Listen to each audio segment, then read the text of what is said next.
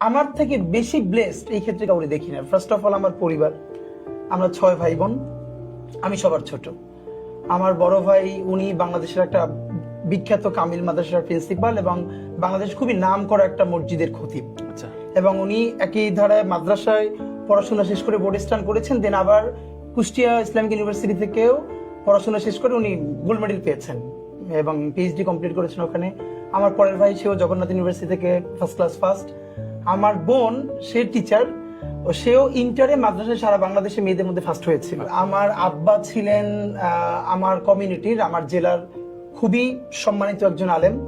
আমাদের ভালো লাগার যেটা হলো, আমরা সবসময় বলি যে আমার আব্বা হচ্ছে শরীফ মাওলানা আব্দুল হাদী, আমার পুরো উপজেলা হাদী হুজুর বললেই সবাই চেনে।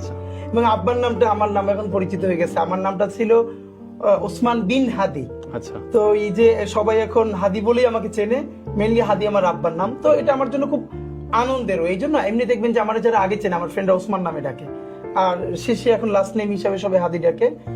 মানে এই জন্য বলা যে এই ইনসাফের যে ধারণাটা এবং যা মুখে বলি সেটারে ধারণ করা, বা যা ধারণ করি সেটা কোনো ভয়ভীতি ছাড়া বলে ফেলায়, পুরো জার্নিটা আমার আব্বার কাছ থেকে এসেছে। আচ্ছা। আমরা ভাই বোন অলমোস্ট সবাই এরকম একদম। মানে ইভেন আমার এটা অনেকে ওই যে আমাকে একবার বরিশালে একটা, তখন আমি নাগরিক কমিটিতে ছিলাম এনসিপি হওয়ার আগে। তো বরিশালে একটা প্রোগ্রামে গিয়েছিলাম, আমাকে প্রায় 10 থেকে 12টা নাম্বার থেকে হুমকি দেওয়া হলো। আমার পরিবারের সব মেয়েরা কিন্তু একদমই নিকাব করে, হিজাব করে, আবার প্যারালালি তারা ইউনিভার্সিটিতেও পড়াশোনা করে।